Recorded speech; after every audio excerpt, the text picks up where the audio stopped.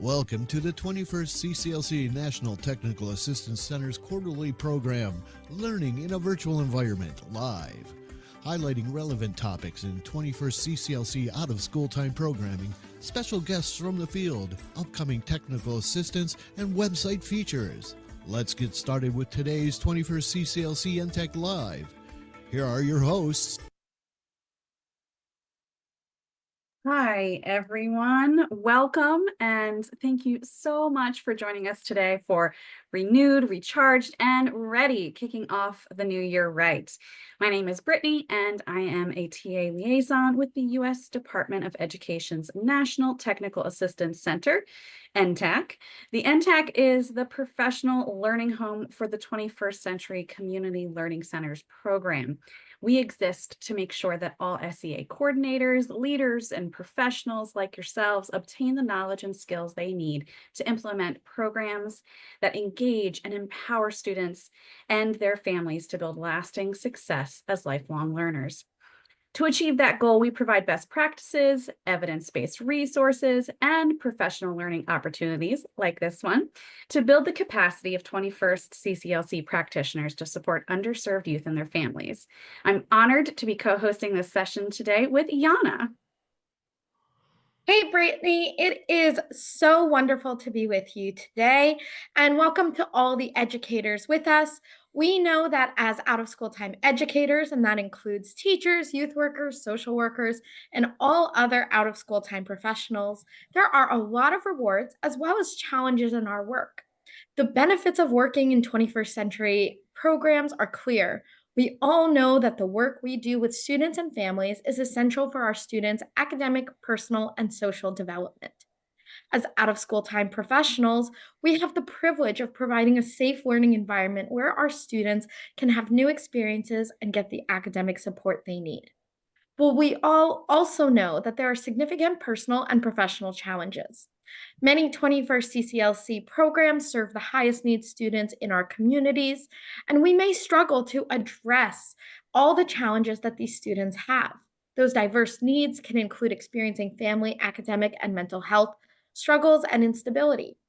Supporting students when they struggle can be challenging, and our staff needs support to do it. Serving as a successful out-of-school time professional requires passion and resilience.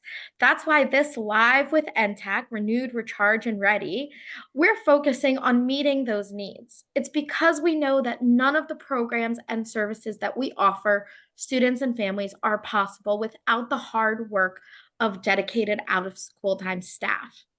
In addition to meeting the needs of our staff, we're also going to talk about how to start off the new year right with your students.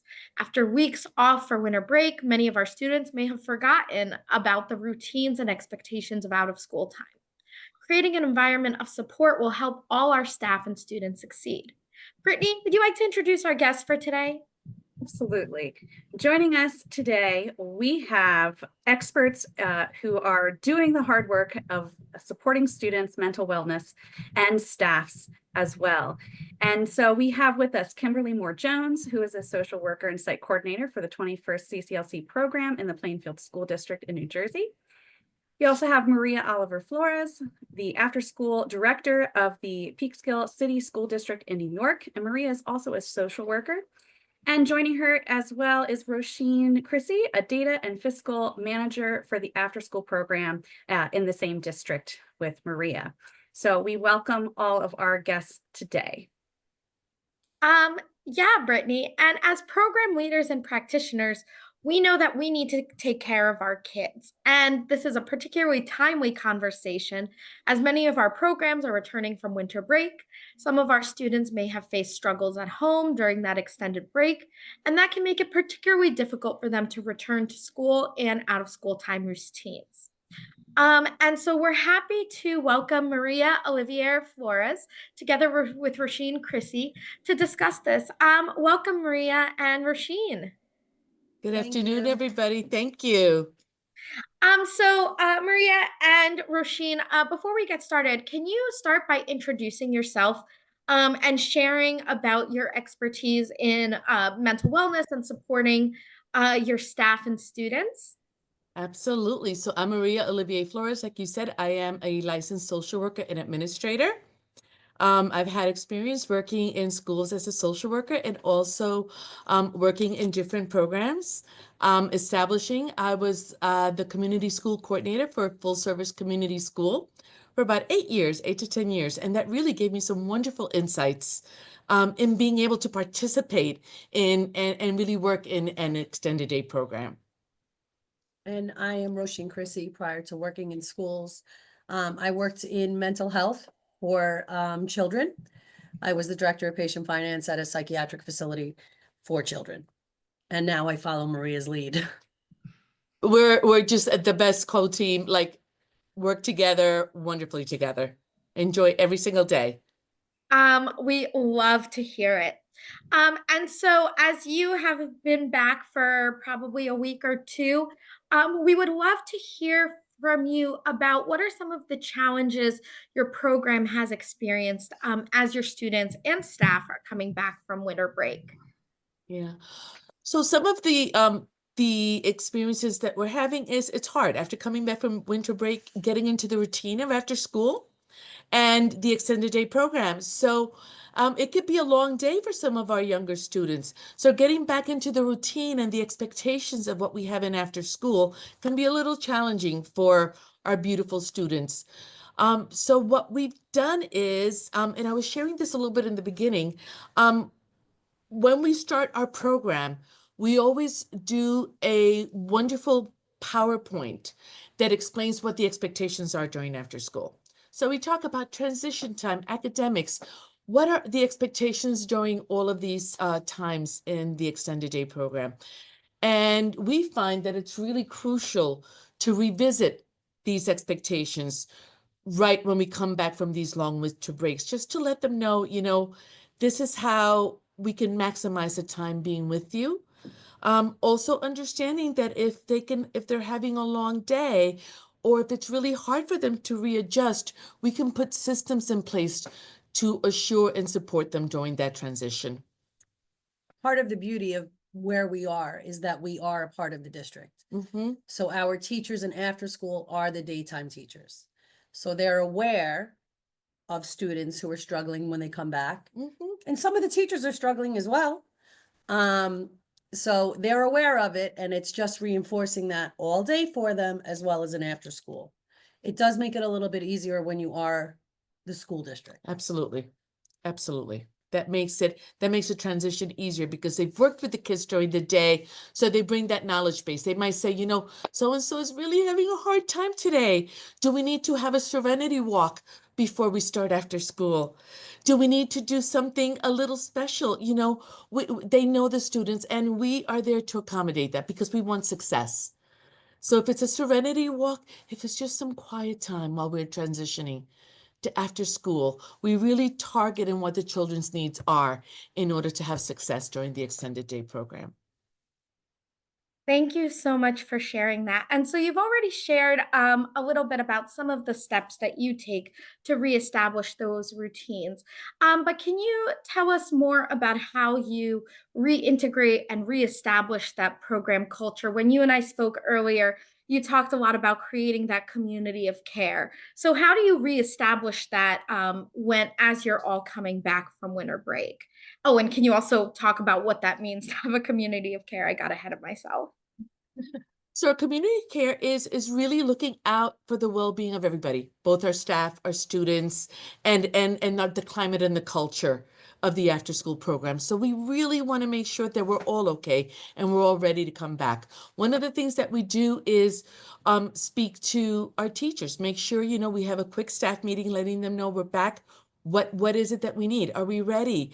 Do we need to support you in anything to make sure that we're ready to onboard and start the programming? We do more frequent meetings during the first couple of weeks just to do check-ins. That open communication of how are we feeling? How is it going in your classrooms? Are the kids adjusting? Are you able, to are we back to having the expectations, are children adjusting? So that constant open communication and checking in is wonderful. We also have a fabulous clinician that will go into the classrooms during after school and do those check-ins. And with them, we do SEL sessions during after school, talking about, how we're feeling. Some of this is normal. It can be a hard day readjusting and coming back.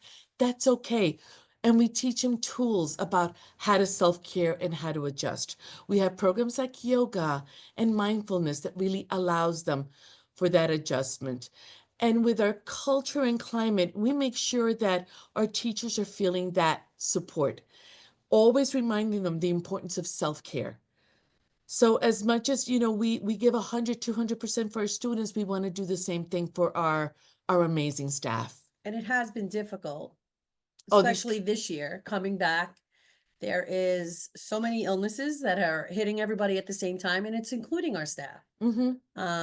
Again, I think that because we are the district, we're lucky because we've had several teachers who have never worked the program in the 3 years we've had it, who are now signing on at the perfect time. When staff is getting sick, there's someone to step in. So I think that, being a part of the district does make us a little lucky in that way, because we do have other staff that are, by word of mouth in each of the sites, are signing on to, just as staff are getting sick, other ones are signing on.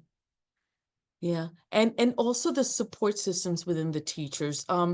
So because there has been illnesses and some of them have had to call out, they reach out to the other colleagues as subs. So on Tuesday, we had about 3 staff members out of 5 groups called out, and they were sick. So they themselves reached out to one of their subs, their colleagues, and says, "Do you mind covering for me? Because I won't be able to do there."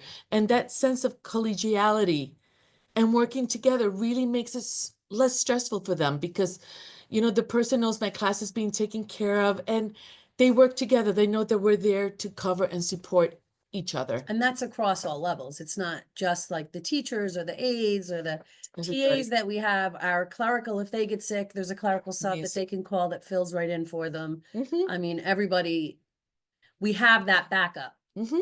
And so we, that staff knows. yeah, and we always say, as much as we appreciate everything you do for us, and we do because we know they give 100%, we are also cognizant that they have their own families and their own. So we always say, we're here to support both what you do here and you as a person and as an educator. So we enforce that constantly with our staff. Thank you so much for sharing some of those examples. And I know we're hearing in the chat box that some programs are also thinking about SEL and reestablishing those. So that is something that I think has really started to permeate in a lot of our programs of thinking about those emotional needs of our students. And thinking about those emotional needs, we would love to hear from you if you have any examples of students that have struggled from returning from winter break, and how have you and your staff helped them to readjust? So some concrete examples of that. Absolutely, that's a great question. So we do. We've had a couple of students who's hard, and they'll come in. They'll say, "I'm tired." So what we have is we'll have either the clinician or one of our amazing staff members talk to them on a one-to-one and really do an activity or a transition before they go into the classroom to do the academics. And you're going to hear me saying serenity walks. I am very much, I think sometimes that energy going from the day where you're sitting down to going to after school and doing academics, sometimes we need that serenity. We need to be able to walk around and ask them, "So how was your day? Did anything happen during the day that you're not feeling good about? Let's talk about it. Let's really look at what we can do during these 5 or 10 minutes to make the afternoon. You're going to be with us for the next couple of hours. Let's make that time better and valuable." And we really tune in what they want. And some of these techniques, we taught them, we spoke to them about it in the beginning of the year. So our children will come to us when they're transitioning and say, "I think I need a serenity walk," or "I think I need some quiet time, Miss Maria. I need, because it's been a hard day." And we will absolutely support them in that and talk about it, because we want them to go into the classroom ready to learn, and give them whatever support systems are needed for them to succeed in after school. Thank you so much for sharing that. And really, thank you so much for kind of giving us some of those concrete strategies. But we also, since you are the leaders, we'd love to know, how do you coach your staff to help their students as they return from winter break? That's another great question. So we talk about these strategies during our staff meeting, and we let them know that, how we are there to support each other. So if you need the clinician to be there to support a certain student or a certain group of students, we're able to do that. We usually have teams of 3 in each of our groups. So we'll have a teacher, a TA, and an aide. So they know who the person is that's able to work with the student if they're having a difficult time. And the Serenity Walk doesn't have to be right in the beginning. It could be like half an hour later. If they're struggling with a subject or something, they have a team mentality, so they can work together and say, at 3:30, we're going to do math for this time, but at 3:30, this teacher's going to just have you walk around, or you're going to go to the back and use one of your skill sets, one of your tools that helps you relax. And that can be coloring. We have one of the students that loves reading chapter books, loves it. So for him, that is his ability. That is what he loves to do. So he'll be doing some of his math homework that can be a little frustrating for him. It's like, time to read a chapter book. So he'll go to the back. We have these wonderful lounge chairs, and he'll sit and he'll read one of his chapter books. And we really emphasize for our children, for them to have their toolbox. What is it that helps you self-regulate and feel better? So we get to know those self-regulating techniques, and we implement them in the classroom. And like Roisin said, we are very fortunate because we know the students from the day. So we know some of these toolbox activities that they can do that really helps them feel better and adjust to the after school.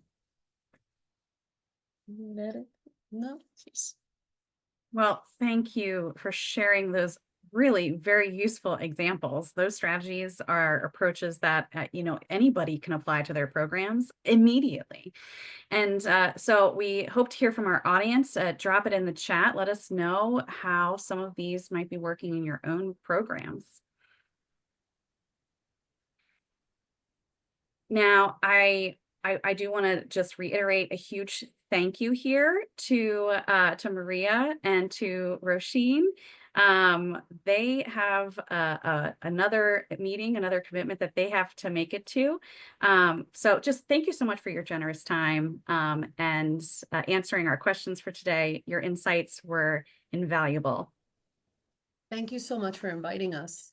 Thank you so much, and thank you for sharing, because it really is sharing. I've learned from being in your past webinars, so thank you for being the conduit that really gives us the opportunity to learn. Have a beautiful afternoon, everybody. Thank you so much for being with us. Thank you. Stay warm. So we were able to speak with Maria and Roisin a little bit about meeting those needs and creating that kind of community where students and staff are supported as we're coming back. And we'd really like to drill down a little more into the specific needs of our staff. And this is where Mrs. Moore-Jones is going to be joining us as well to talk about her expertise in this topic. And so the first thing that we want to do is really make sure that we all have a common language. And we're going to be talking about burnout and compassion fatigue. So burnout is a state of emotional, mental, and often physical exhaustion brought on by prolonged or repeated stress. There are many potential sources of stress in out of school time. Some causes of burnout may include physical exhaustion as a result of long work days. It could be stress over heavy responsibilities for out of school time educators, together with low salaries in some of our cases, and other sources of stress that can be both personal and professional. And all of these can combine to make it difficult for our staff members to feel satisfaction in their jobs. Not sure if you're experiencing burnout? There are many burnout related inventories for educators, but one of my favorites is the socio-contextual teacher burnout inventory. This is a favorite of mine because it is focused on the context in which educators work, not just on individual factors. For the attendees of this webinar, as you reflect on the socio-contextual factors that influence burnout, you can take steps to create a program culture that minimizes burnout. This is a longer inventory. We're just going to do 5 items from this tool. I will read out each question, and up on your screen will pop up a poll, and we would love for you to answer each poll question as they go along on a scale of 1 to 10, or 1 to 5, excuse me. 1 means you completely disagree, 5 means you completely agree with that question. So I'm going to read the poll questions. We would love for you to fill out the poll as we go through. So the first statement is, I'm disappointed in our program community's ways of handling our shared challenges. So you can answer that. How much do you disagree or how much do you agree?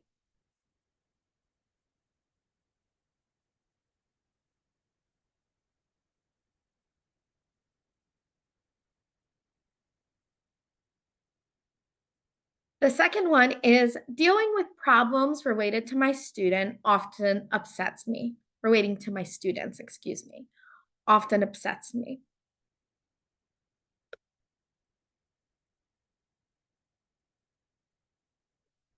I feel burnt out.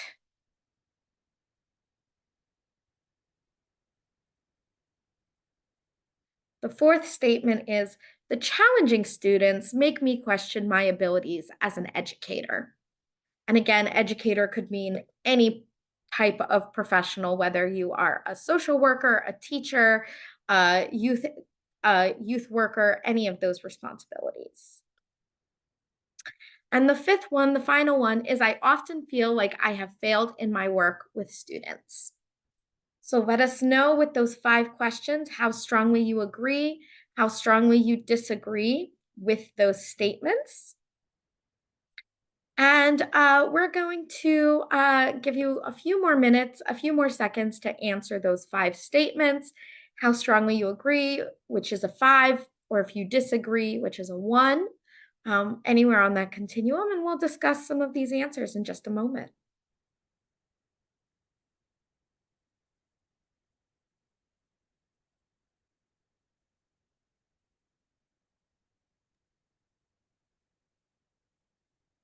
You know, Yana, as I'm watching this poll get answered in live time, there's a wider breadth of answers than what I might have anticipated.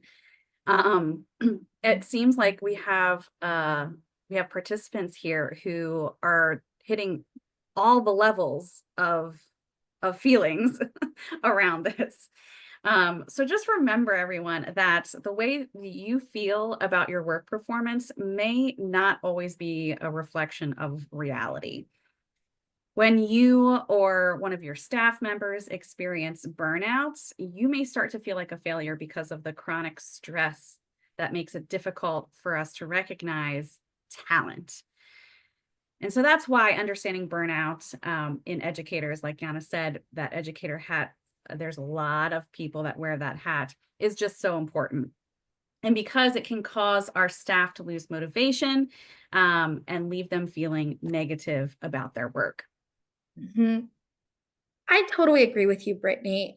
We know that burnout is very common, and that's why we want to talk about it today. And for those of our attendees who aren't experiencing burnout, it's going to be really useful to think about how we can apply this knowledge that we're developing and these skills we're developing to support our coworkers, our peers, our staff members, for those that are leaders, when they are struggling. And so throughout today's session, we are going to talk about some strategies for understanding and supporting our staff that are often dealing with really challenging circumstances. And relating to burnout today, we also want to talk about compassion fatigue. Compassion fatigue is also known as secondary or vicarious trauma. Compassion fatigue comes from repeated exposure to challenges or traumas of others, and it is the strain of feeling for another person's pain. People in caring professionals like caring professions, like medical workers, therapists, and educators are often at risk for compassion fatigue because of their close interactions with people experiencing trauma. And many people in our profession, we choose this work because we are highly empathetic and we want to help those that need it. Thanks for that summation, Yana. Compassion fatigue, I've felt that in the past whenever I was running programs. And most of us choose these professions because, like you said, we are highly empathetic people. We care so much. But empathy can also have some negative impacts on our long-term mental health. And so that's why we are happy to welcome Kimberly Moore-Jones. Mrs. Moore-Jones is a social worker from the Plainfield Public School District and a site coordinator for their 21st CCLC program. So welcome, Mrs. Moore-Jones. Thank you so much. I am so honored to be here. Special thanks to Foundations, as well as to Yana, NTAC, the Plainfield Public School District. I'm really honored to be here, and especially thanks to the Student Services Department, which the 21st Century After School Program is housed in. So I'll get into a little bit about my experience. I have been in social work and a social worker for more than 38 years. I began my work in group homes in New York City, in the Bronx and Staten Island, with independent living group homes. And then I started working on my master's and received my master's in 1990. And that's when I started in administration, working in nonprofits with women's organizations, welfare to work reform programs, transitional housing, domestic violence, battered women's shelter. And 21 years ago, the pull for me to go back to more direct practice and working with children and families, I came into the Plainfield Public School District. And for the past 15 years, I've been the coordinator for after-school programs in my school here at Barlow Elementary School. And the past 7 years, I've been the site coordinator for 21C when it came to our program. So my experience is deep with working with after-school programs and coordinating in-school supports. So I feel that it's a tremendous value that I am a social worker as well as a site coordinator, because all of the things that Maria and Roisin were talking about is definitely within my wheelhouse. And as Yana explained about burnout and compassion fatigue, it so often will set in for us who are doing the frontline work. We are working every day. Our program is Monday through Friday from 2:35 to 6 o'clock. And we have staff that work every day, as well as a couple of days a week, depending on the various activities that we have for the students. It was interesting as they both were talking about what do you do when we come back from a winter break. So what I shared with the students is let's thrive in 2025. And I've so heard that a lot. Oh, 2020 thrive. yes. So when we first came back, I was intentional with working with the staff as well as working with the students to, kind of shake off the habits that we pick up when we're home from a break and to get back into the routine of the after school program so that we all remembered what the expectations were. I had the staff immediately go into a staff meeting. So as the team was meeting with the teachers were meeting, I was working with the students. So I was doing some SEL activities, some mindfulness activities with them. And then I was giving the staff the opportunity to shake off the break. We have cycles where we do a showcase at the end of our cycle. So our first showcase ended right before our break. And so now we were coming into the new year to think about what the theme would be for cycle 2. So it was a great opportunity for the staff to come together that, oh yes, we should have had a couple of more days for our break, but nope, we're here. So let's do a planning, a brainstorming. So that helped them also ease back into programming. I love that there's so many commonalities that you were sharing from what you heard also from Maria and Yes, Rasheen. And I absolutely. think that resonates with a lot of people, that we're all, trying a lot of the similar strategies sometimes. But I kind of want to ask you some questions more with that like mental health social worker hat on, if you will. Could you tell us a little bit about from your standpoint, right? How is burnout and compassion fatigue different? And in what ways do those two overlap? So burnout is more from an organizational workplace stress, not having enough resources, being short-staffed. Where compassion fatigue, I call it the heavy heart work.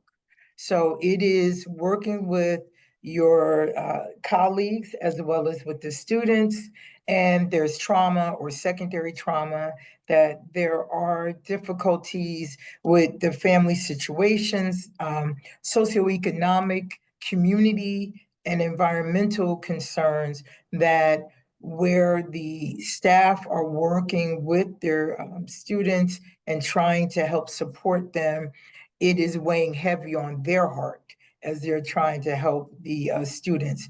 But the burnout itself is high workload, high expectation, sometimes bureaucratic stress, organizational structure impacts.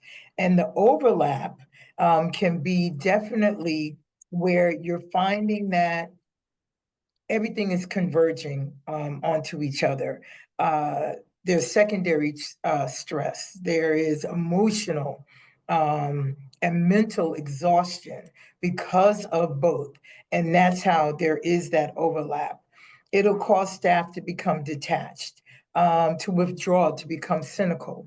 And so what we try to do is to keep everybody engaged, to make sure that staff as well as students, we're listening to you so that they are heard. And when they feel heard, they'll be able to brainstorm, problem solve resolutions to what's going on. When it comes to the burnout, there's not a lot that you can do when the things are going on above your head or it's bureaucratic red tape. However, if we don't give voice to that and if we don't give space to that, it will negatively impact our students. Yeah, absolutely. Thank you so much for kind of distinguishing those for us. I'm hoping you can elaborate a little bit more with some examples of what you've seen as burnout and compassion fatigue from the frontline staff in the programs in Plainfield. So oftentimes when it comes to the funding itself to outfit all the staffing needs, funding is funding. And this being a federally funded program, there are expectation and guidelines. And where we may desire to have a full complement of staff, where it's teachers and teacher assistants, we have what's within the confines of the framework of the grant itself. And so that brings about challenges that we have to become creative. And if we're not careful, staff will burn out because let's face it, We have staff that are working for a myriad of reasons. Yes, they want to help educate our children. They want to positively impact their development academically, socially, emotionally, be mentors to them. And we also recognize that staff work because they need the extra income. It is a blessing that all of our staff except one are staff that are with us during the daytime. So they're familiar with our students. They know their stories. They know their situations. They also know their behaviors and sometimes their missteps. And it's a blessing that they're able to transition to the after school time. But that also creates burnout because they're moving from the day and the rigors of what the day is requiring into the different project-based learning framework for the after-school program. So with that, the compassion fatigue, because they do know the student stories, they are working with those students. They are helping them academically. They know their challenges that they're experiencing during the school day, academically, socially, emotionally. So the heart heavy work is transferring over. And they often, the staff, I'm working hard for the staff to look at the work in the after school program differently from the day. That this is where you're having fun with the kids. This is where you're seeing the kids be kids, and they're not regimented to sitting at their desk and doing the paper pencil work. But we're going to get them involved in all kinds of genres so that they're learning, they're engaged, and that they are enjoying the time. That's great. Yeah, and this is stuff that it's ringing so many bells from whenever I was a frontline staffer, and so I appreciate everything that you're sharing. I do want to ask you one more question related to this, and that is for those who are just not as familiar, like burnout and compassion fatigue is new information to them as program leaders. What can they be looking for as signs of both of them, burnout and compassion fatigue in their staff, particularly in that OST space?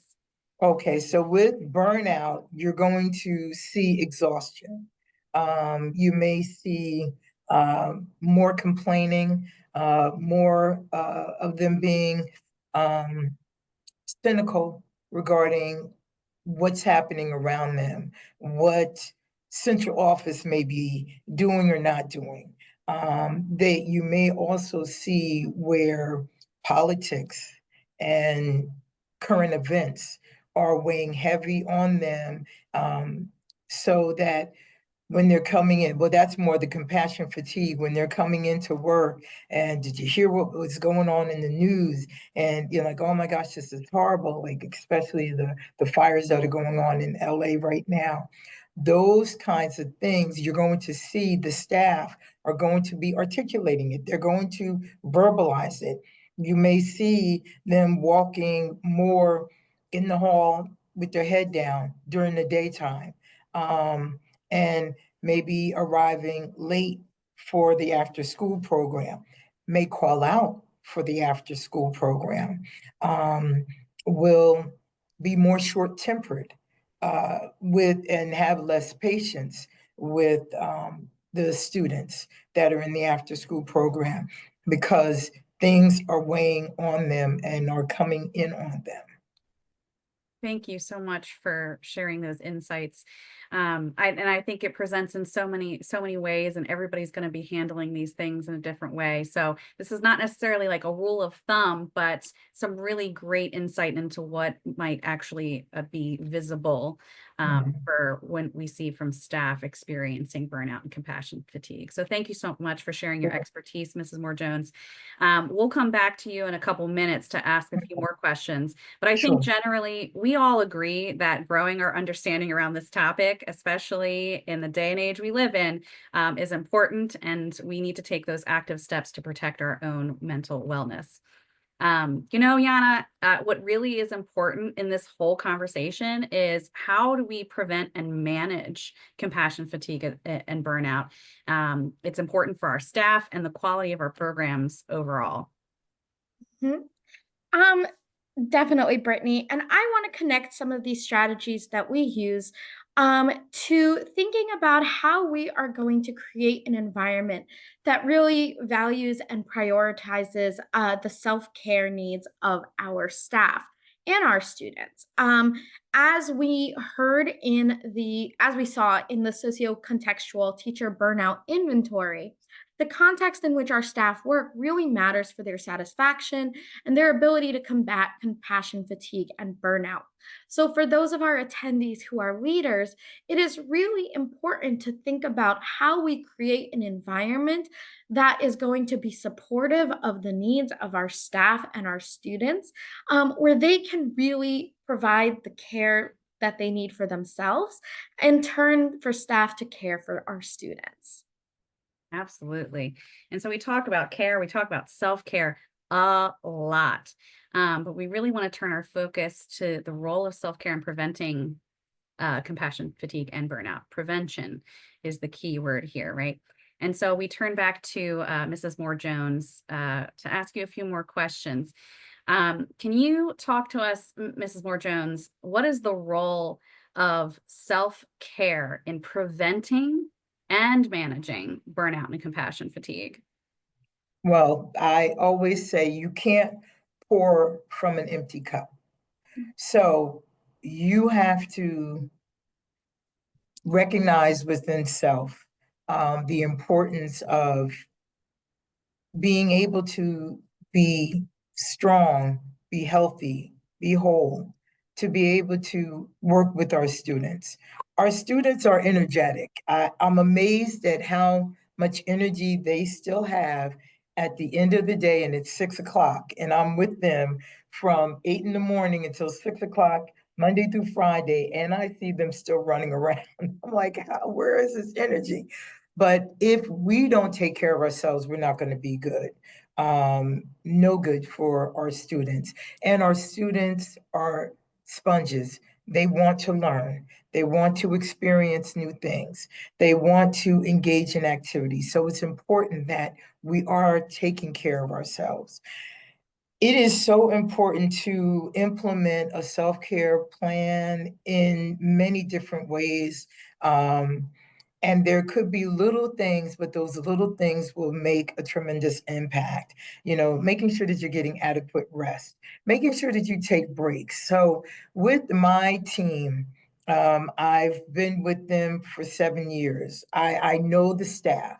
And even with the new staff, I'm making sure that I am doing one-on-one time with them so that I am getting to know them. So my heart is looking at them.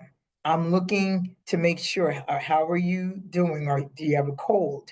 Are you walking a little more slumped over? Your hand in your head because you're frustrated? I'm watching the staff and I'm doing regular check-ins with them to make sure that they're okay.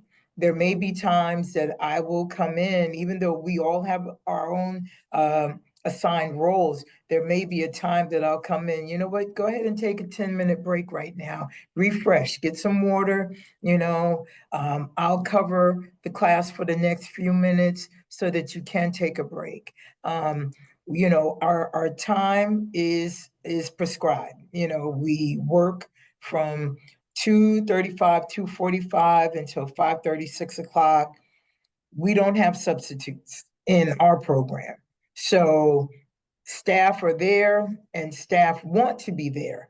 But there are times when we are human, and as the slang cliche, life is lifing. So we need to give them grace and give them a few minutes to be able to catch their breath. That's what I call it. Go ahead, catch your breath, come on back, we're good. Or I may rearrange staffing and programming with some of the students because this particular staff member, they do need a moment, but yes, they can do something else right now. They may not be able to be with our fifth grade, who are bouncing off the walls, you know, in a good way because of their energy. So I may rearrange during our program time to say, yes, it's important that you do give yourself some grace. It is important that you do take some time to recognize what's going on inside, because if you don't, then you'll become frustrated. You'll walk away from the program altogether, and no one wants to see that happen.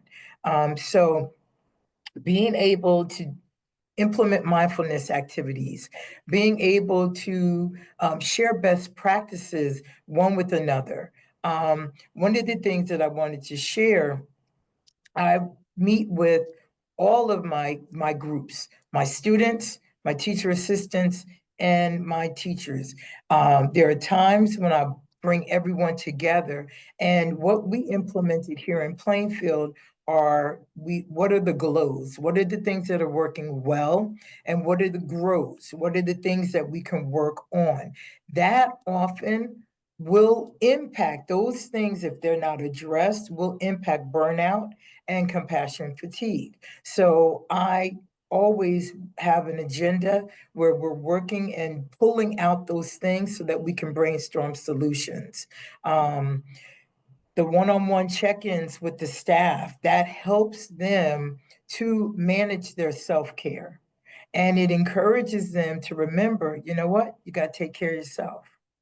And so I may work with the staff, you know, I need to take the day. Absolutely take the day.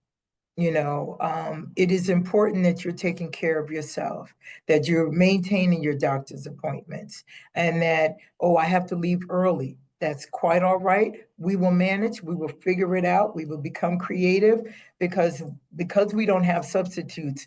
We do have to become creative with what happens when we have a missing team member. But those things helps the staff stay committed, because they know that they're valued, and they know that we will work together as a team. The other thing that I wanted to mention is I've created an opportunity for self-managing work teams. The TAs can talk together and come with suggestions on how things can work better, more efficient. And that then positively impacts and limits moments of burnout, because they know that those suggestions are going to be implemented for the program. So I think that those are some of the things that have worked for us. And I highly recommend that as leaders, as the coordinators for the after school programs, that we are being intentional with us meeting with our staff, our team, to make sure that they know that we're listening to them. That's all really very insightful. And thank you for sharing, you know, those firsthand account strategies that you're using to be able to combat both burnout and compassion fatigue. When it comes to self-care, do you think that there's any limitations to it? Yes. And as I shared, most after-school programs don't have vacation days, they don't have sick time. So those that are committed to working after school programs, they're doing it for a number of reasons. And a lot, you know, income and extra income is a driving force for that. So we try our best to be as creative as possible. When we know that some of our staff members may not be 100%, and yet we know that income is really important for them. So I try my best to be creative, to support them and to support their work. So whereas we may, you know what, everybody needs a break right now. So what we're going to do is we're going to do a movie day. Let the kids have a club day. Staff, you do some preparation work for your next particular upcoming sessions with the students.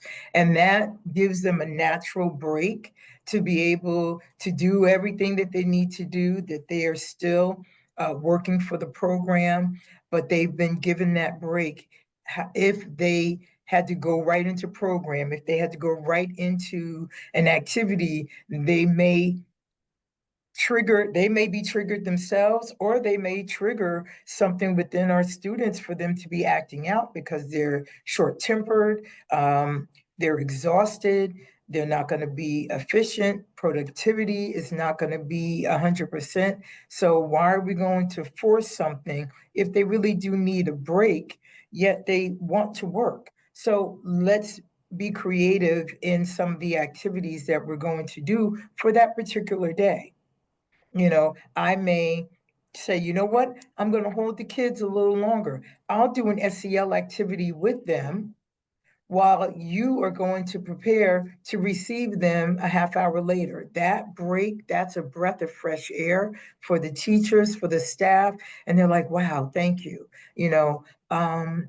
Being invested in the staff, I think, helps, because there are so many limits, because sometimes self-care is not enough. Sometimes staff may need professional intervention. It's good that I'm a social worker. I'm a licensed clinical social worker, so I can see that in the staff. I work with them from day to after school, so I know them. There are times when I may have a conversation. You know what? You do need to take the day. I can have you work over here in this capacity, and I'll make arrangements for your students to work with another group, or I may have that necessary and uncomfortable conversation to talk about professional help and professional intervention, and helping to make a referral for them to get outside therapy. Because sometimes putting in all of the plans that we have, and I do self-care plans with our children, mindfulness exercises, relaxation exercises, all of those things may not be enough for the staff. And so there may be an opportunity for them to get outside supports. Yeah, and I think that's very sage insight, because there could be things that are beyond the scope of what we can support, Right. and it might require us to seek outside additional help in some capacity. The thing I just want to add, sometimes the limitations for, in reference to self-care, is if they're not successful at working their plan, they may now feel a burden, or that they're less than because they couldn't make it work. And it could be all these other unforeseen circumstances that is preventing them from completing their plan. So that's why I feel that sometimes professional intervention is important. Yeah, absolutely. Because some of those strategies might work for some, but not others, and that's okay. Right. Speaking of strategies, so let's say I am a program leader and I see this as a need, and I want to start to implement self-care practices or promote it with my staff or my students. But this is new to me. Can you give me like the first 3 things that you would do to get started? Be intentional. And don't be afraid to talk about it. So plan it in your staff meeting that, okay, we're going to talk about self-care and the importance of self-care, and what does that look like? So encouraging mindfulness. So one of the things that we've implemented it for Plainfield is every time we have a staff meeting, whether it's program development or individual programs staff meeting, there's an icebreaker. And it is something that is to help to center ourselves for the task at hand. So helping your staff to really be intentional about what they're planning to do and how they're taking care of themselves. Coming up with normalizing the importance of self-care, modeling taking care of yourself, and saying to the staff, okay, yes, we all are committed from October to May to work the 21C program. And what does that look like? Will there be times that staff will need to take the day off? Absolutely. And yes, we will miss you. And yes, we will become creative because we don't have substitutes for when staff are out. And this is what we're going to do to be intentional about it. I think that it's important that you come up with plans. So in the self-care, make sure that your staff are getting plenty of rest, that they have established boundaries, that they are being mindful. Exercise, hydration, eating healthy. Those are some simple things that they can do because not everybody is able to go and join a gym or exercise. Having activities within program that is helping them to engage in activity. We have some clubs, it's basketball. We exercise our mind with some board games. Those are some of the things to work on. And helping the staff create their own self-care plan, which includes the mental, the physical, and the emotional. What 3 things can you put into those 3 circles that you will promise yourself and commit to do every day on the weekends? What are you going to do to take care of yourself? Mentally, physically, and emotionally. What can you do? You can exercise one thing every day that you can implement that will, over time, it will grow. And what are you going to do on your break? Make sure that you do nothing for one day, absolutely nothing before you do a winter project at home, before you are unpacking or packing something. But make sure that you are getting your rest. You're resting your mind, you're resting your body and your spirit. I love that. And I really, really appreciate you sharing some things that I know that whenever I started to become aware of the idea of self-care that I hadn't even thought about, you know, a good night's sleep goes a long way for self-care. And sometimes that's also easier said than done. Yeah. But it's Yeah. like just doing those little things to make sure that you are taking care of your human body, Right. you're nourishing it, you're hydrating it, you're moving, like all those things are good self-care practices. Right. And I really appreciate you highlighting that it can be very simple in that way. It doesn't have to be a coloring book. It doesn't have to be, you know, whatever other, you know, yoga, spa day. Those are all very lovely and very nice, Yes. but it can be also very simple. So Yes. thank you so much, Ms. Moore-Jones. If anybody has questions for Mrs. Moore-Jones or any of us on the NTAC team, we are going to do a Q&A towards the end of our session. So drop those questions in the Q&A box or in the chat for us to answer a little bit later. But I wanted to just share all of this so far has just, it's causing me to reflect on my own experiences. And I was a classroom teacher for 7 years before moving into the out of school time space. And I was going through it. I worked at a school that was a high needs school. And I did after school clubs, and I was there before the school day started. And there was a lot of personal stuff going on, and I found myself in a place of severe burnout. And all those little things became impossible. And I remember very clearly a therapist telling me once, if all you can do is sit on the couch and watch TV, that's okay. And not it's to also be good to ashamed of say that. no.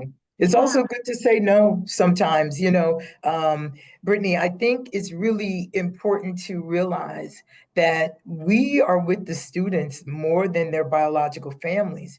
I have staff that start with our before school program and go all the way through to the after school program. And they also do lunch duty. So they're with the students from 7 to 11 hours, Monday through Friday. And so it is easy for burnout and compassion fatigue to occur when you're looking at the students and you're working day in and day out. So it is important to be intentional. Absolutely. Well, thank you so much again, Mrs. Jones, Moore Jones. Stick around. We'll come back to you for the Q&A. But I think we've got a fun activity coming up. Oh, Brittany, you know, this is my favorite. And Brittany, thank you so much for facilitating that excellent conversation with Mrs. Moore Jones. I really appreciated hearing some of those ideas and strategies. And I feel like I have spent a lot of time finding some of those self-care strategies that work for me. So I thought it would be fun for us to participate in one that I really love. And so this is guided imagery. And this is a strategy that comes from our 2-minute techniques tool, which I believe Dave is going to be sharing in the chat box, or Brittany, you might share, whoever's sharing it, in the chat box. And these are some very quick self-care strategies that take 2 minutes or less to participate. And so you can participate, all of our audience members, you can participate in this activity wherever you are right now. You can follow along with the imagery on the screen, or you can close your eyes and use your imagination, whatever works best for you. You do that. So I am going to take you all on a little self-care activity on a guided imagery. So try to find a place of rest. You can sit down, your hands can be in your lap or on the table in front of you.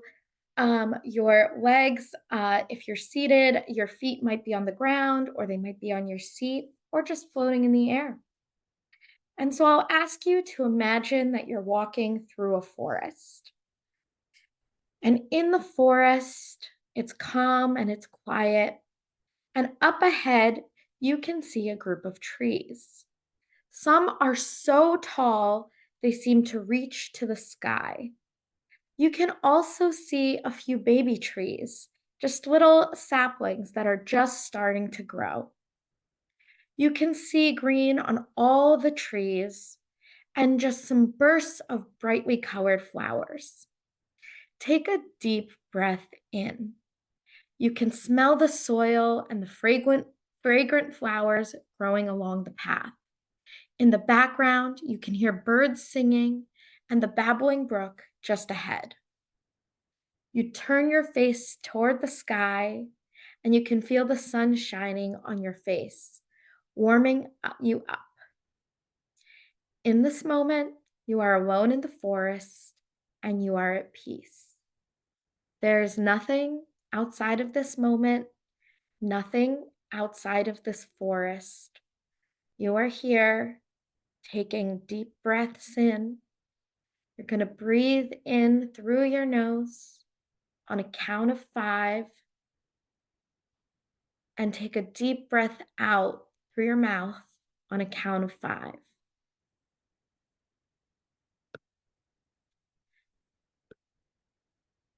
So thank you everyone for participating in that activity with me. In the chat box, I would love to hear from you all, whether that self-care activity impacted you anyway. Are you feeling more relaxed? Maybe you feel just the same. We'd love to hear from you. You know, as people are chiming in on their own in the chat, I'll just chime in now. I love these kind of exercises. They're so wonderful. It definitely leaves me feeling more relaxed. The breathing, the counting with the breathing, I've also found to be so useful at many points in time, right? Just like counting a nice slow breath in and out to pace your breathing, can really help move you from a high stress place into a lower stress, you know, that fight or flight kind of place that can help you move into a much more calmer place. I also will say that, like, if you need guided imagery, but you don't have somebody to guide you, there's so many wonderful exercises like this on YouTube little meditations and things that you can do. And I just love it. I've used it whenever I was in the classroom and whenever I was in programs. We utilize things like this with the students before activities, and it really changed kind of the sometimes things can get chaotic with kids, right? That high energy and you need them to focus. Starting off with an exercise like this can really help center the room. And Yana, you're so great at guiding those imagery walks. I love it. I am so glad for you to say that. I will say that that is one of the things I love doing, is leading those kinds of guided imagery activities. You can't see it because, or see her rather, because of the kind of background screen I have right now. But actually my cat is sitting on my lap. So having a furry friend, if you have one, uh, to cuddle with is another fantastic self-care strategy. Yeah. Brittany did share it in the chat box, but I do want to point out to all of our attendees, we shared with you a handout called 2-Minute Techniques. And this handout is one that I love, and I'm not just biased because I made it. I'm a little biased, but not that biased. And this has a lot of self-care and stress relief techniques that you can participate in, 2 minutes or less, although some of them, of course, you can spend more than 2 minutes on. And it really has different kinds of self-care strategies.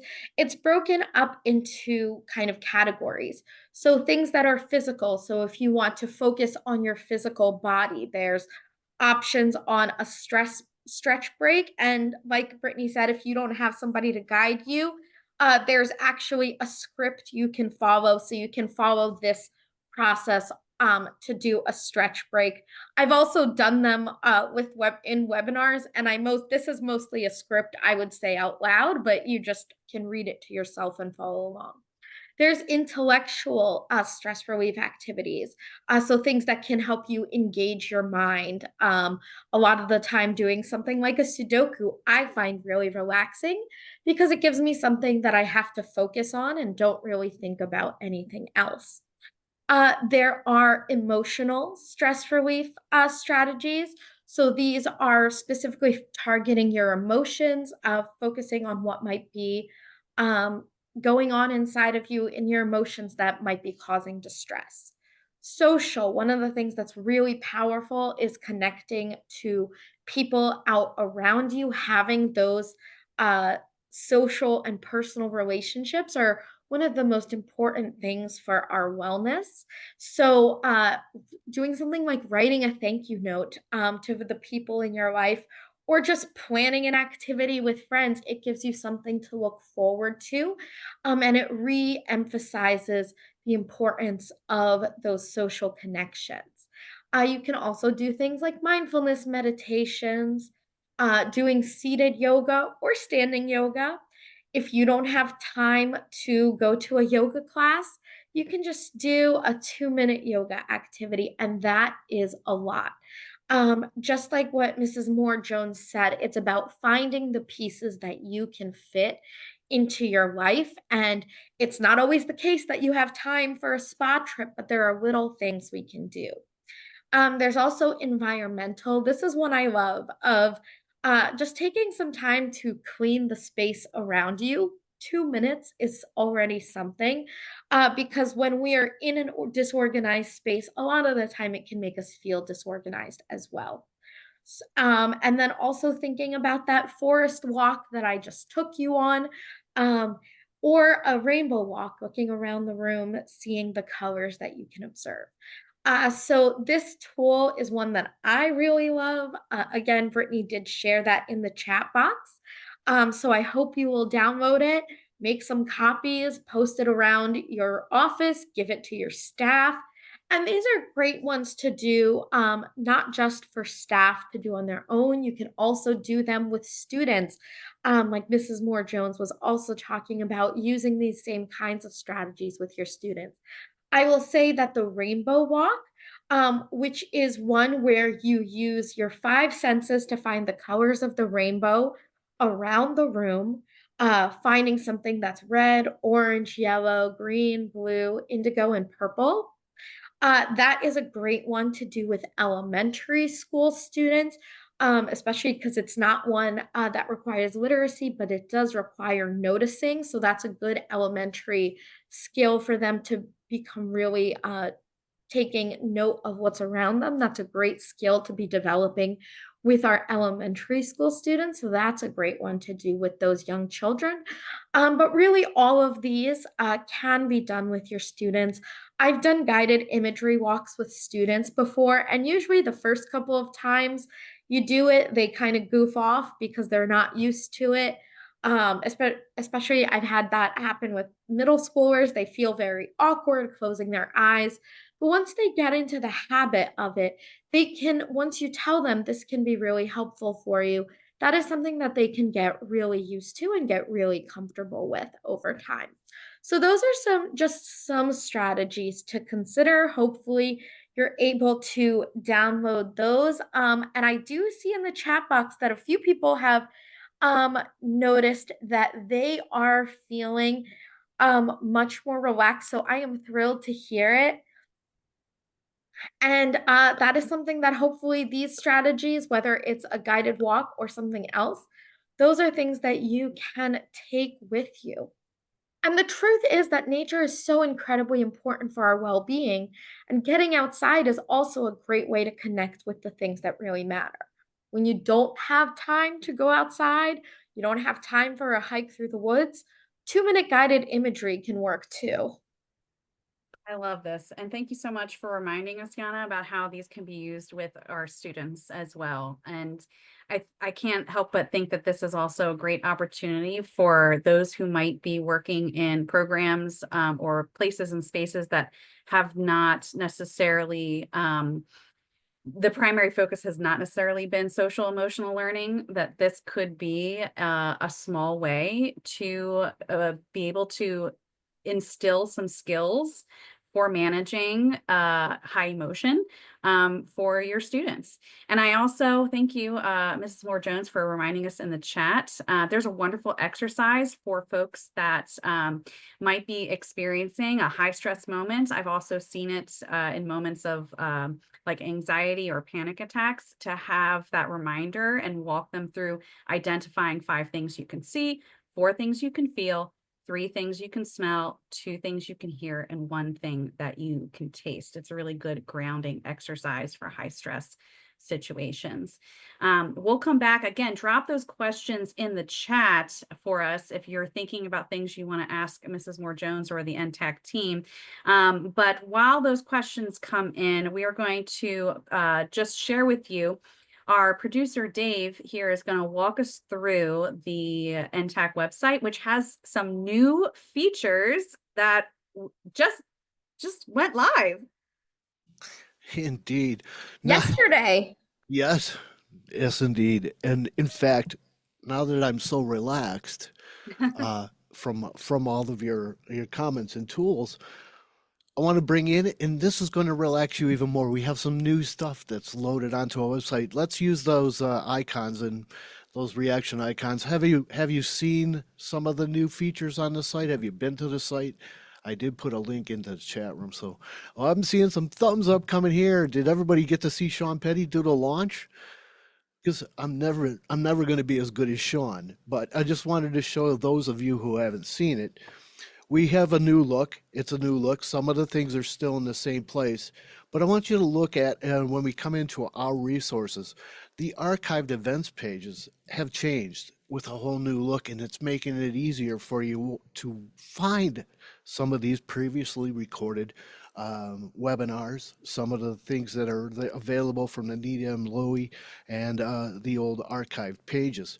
But say you wanted, oh gosh, I missed the last live. I don't know where. Well, you can come here, you find live resources, click on it, and they'll all be on here for you. So it's easier for you to find. I added in, I wanted to go to the news on what's new. Recent podcast just came up. So our first podcast online You can click on it, listen to it. Really nice features and really nice podcast with Dr. Scroggins. Listen to what she has to say. Very, very, very cool. And also, too, if you notice here, we do have a login button now. So now you can log into the account and bring up some more features. So if you logged in, if you don't have an account, you can create an account. And once you create your account or you have it, you'll put in your email address, your password, and you get to log in. Once you log in, you're going to be brought in. You'll notice, oh, there's a professional learning portal. Oh my, what's going on here? We can click on it and it'll take us to you can see our new knowledge network where we can share ideas with each other. So if you click on there, you can come in, find out all about the home. You can see what's new in here. You can join some of these community groups as you look and see. Some people have already made comments and like these. So you come in, find out all of those things. We got a little blog thing here you can go on. You can add in your comments and all that. You can create your own little profile. So I do have a little profile I created, and usually everybody sees me as the little voice. They just see my little icon that's sitting there, but you can come in and see. Now this was, okay, that was taken about 20 years ago, so. So yeah, I look a little different now, but you could go in, create your own, join some groups. All of this is so cool. So if I come back to the learning network, the learning management system is up. It's running. So you could come in here and you could find all the new courses. I believe there's going to be a new course added in here very soon. I know Sean and the team were working on that and putting that up online. So all of these new things, get in and explore all of the new things and features that are available on the website. And then also you can log back out and so on and so forth. So it's really great. And thank you for going through it. If you like it, get in there. And start playing around, like to communicate and get into that knowledge network where we can all talk and share together. So enough for me. Let's go back to Brittany, Yana, and Thanks, Dave. Sorry, could you pull that up one more time? Can you show us, is there a calendar now of oh events? my goodness, I was so relaxed I almost forgot. Oh gee, okay, let's go back to that calendar. This is cool. When you get back into the, and I got to log back in real quick because I logged out. This is neat. Yes, under our resources, an events calendar. Oh, where do I find what events are going on? And it'll be searchable here soon too. And as more events, if you want to see what's coming up, community event. Oh, let's click on there. You can actually register right from that catalog. Oh my, I'm surprised I forgot all about that. So let's go back and you can see where all the new events are coming up. And as we add more, this will start filling up, and I don't want to get you all stressed out. No, but hit that calendar is going to make everything easier for you. All right. Thank you for reminding me, Brittany. Oh, well, thank you for showing us. Thank you so much, Dave. And for our participants, if there is anything you would like more support, you still have questions, please enter them in the chat box. You can enter them into that Q&A to let us know. And we are so lucky to have Mrs. Moore-Jones here with us to answer your questions. Dave, do we have any questions to get us started with? I do see one that maybe came into my personal chat here. So there is a question, and let me I got to scroll back here a little bit. Okay, there was a question saying, okay, what if these strategies that we've tried to combat compassion fatigue or burnout, what do I do if they're not working? Any suggestions on that? So I think it depends on what it is. It could be that staff person, it may no longer be a good fit for them to work the after school program. But before you make that ultimate decision, you may need to have the uncomfortable yet necessary conversation to say, let's talk about some professional help. Because it may be that it's personal, emotional, mental, that is now impacting and negatively impacting the after school program.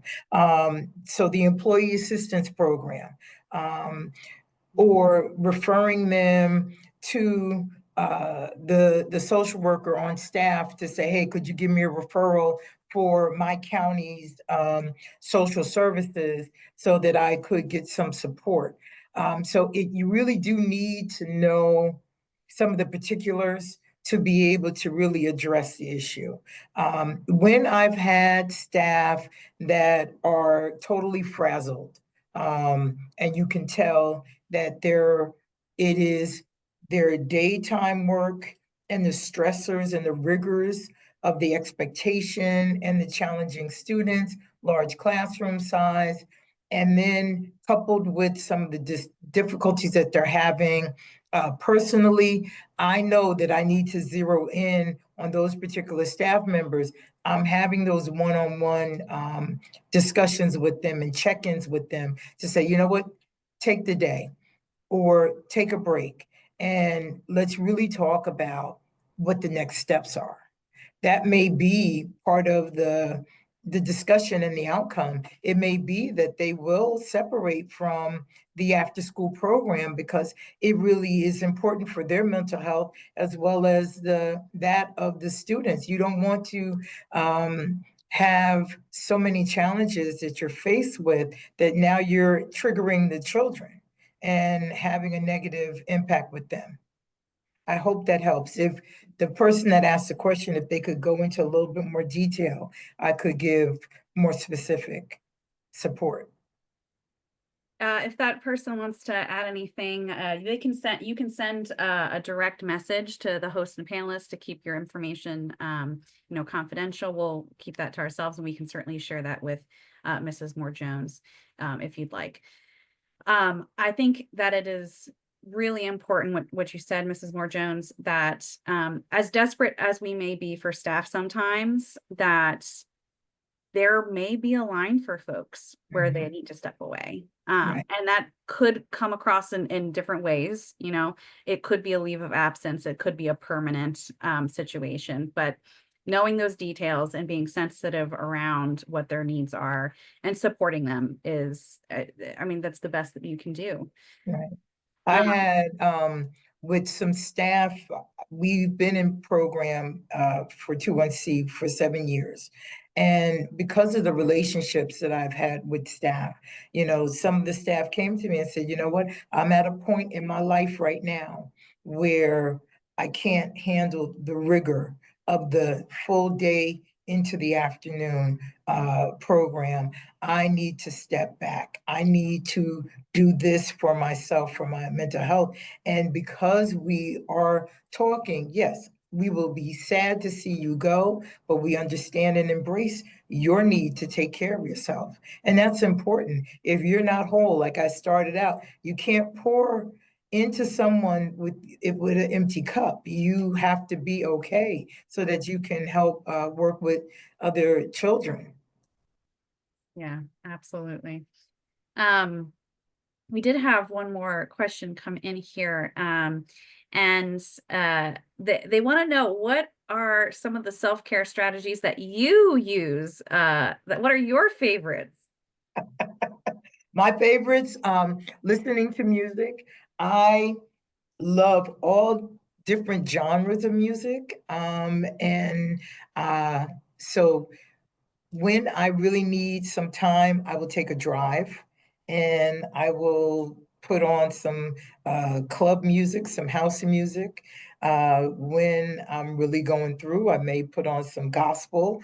I will sit in front of the TV and do absolutely nothing. I am my guilty pleasure going to comedy shows and also playing certain video games. I'm not all into the social media, but I do like the video games. And one of the all-time favorites, watching the voiceovers with dogs and cats on social media. I can binge watch that for hours.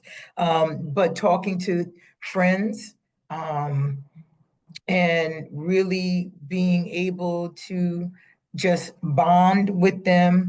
I'm a part of a women's group and I'm also in a sorority. And so getting together with like-minded people to just disconnect from the school day and pick up the other part of my life, because we're not just educators or social workers in the school, but we are wives, we are mothers, we are daughters, we are sisters, community leaders. So enjoying those other aspects of my world is very satisfying. And making sure that I'm intentional about the time off, that I am doing something that's just for me. It's not for anybody else. If I just pick one day, that's it. It is for Kimberly. And then I could do things for family and things with friends. But I need one day where I don't get out of bed until 1 o'clock in the afternoon. Yeah, absolutely. I love that. And, I love you sharing the things that you do for yourself, because it might have sparked some ideas for other folks who may not have thought of those things as self-care. Yes, Going for that drive and listening to your yes. favorite music. That sounds really wonderful. Thank you so much, Mrs. Moore Jones, for joining us today and sharing your insights and your expertise. Before Yana kind of takes us out for today, I do want to highlight an event that was mentioned briefly on our calendar on the website walkthrough. Folks, if you are available next Tuesday at 1 o'clock, we're going to be online again for another wonderful webinar. It's part of a series that we're doing on community violence prevention. And this session will be really working with REMS. If you're not familiar with REMS, the Readiness and Emergency Management for Schools. Their TA center will be on the webinar with us. If you want to register, our producer Dave just dropped the link in the chat. But one of the things that has kind of been top of mind for the NTAC has been, how do we make sure that our OST spaces are as safe as they could be? And creating effective plans to support safety in our programs. So join us next Tuesday at 1 o'clock for part 2 in the series, all about REMS and how do we build those safe practices within our programs. Yana, I hand things over to you.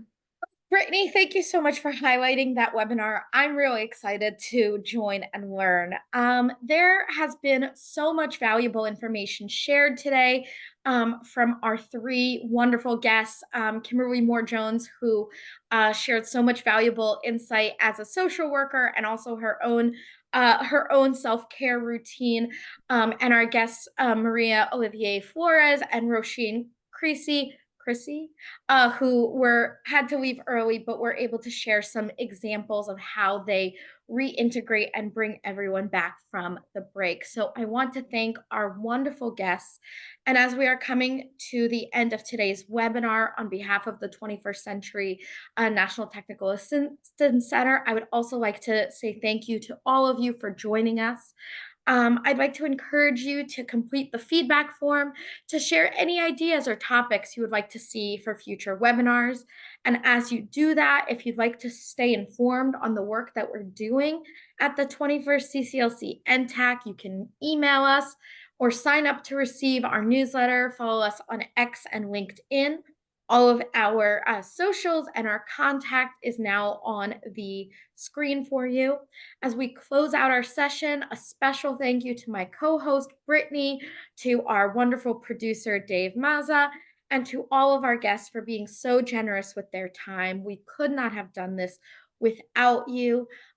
We are so grateful, and I know our audience got a lot from today's session and really had a wonderful experience. And thank you everyone for being such active participants in the poll, in the chat box, and keeping this conversation going. And thank you once more to our viewers for joining us. I'm excited to see you all at all of our other webinars coming up in the few weeks and months ahead. There's so much learning to do, and we are thrilled to bring experts in our field to really speak to their own experiences, to offer feedback, advice, and really help us develop those new skills. So I hope you all learned a lot today. Please take a moment to fill out that feedback form. Follow us on social media, send us an email. And we will see you as soon as next week. And Brittany, it has been great facilitating this webinar with you. I think this is maybe only our second time facilitating a webinar together. We haven't done it much. Yeah, I think so. It has been a good one too. As our NTAC team has grown very excitingly, that means that we get to work with each other a little bit less because there's so many different combinations of presenters. So it's been great to do this with you today, Dave. It's been great to do this webinar with you. And thank you to our guests. And I hope everyone has a wonderful rest of your day. Stay warm. If you're snowing, I hope you have a chance. If you hope you be very safe outside.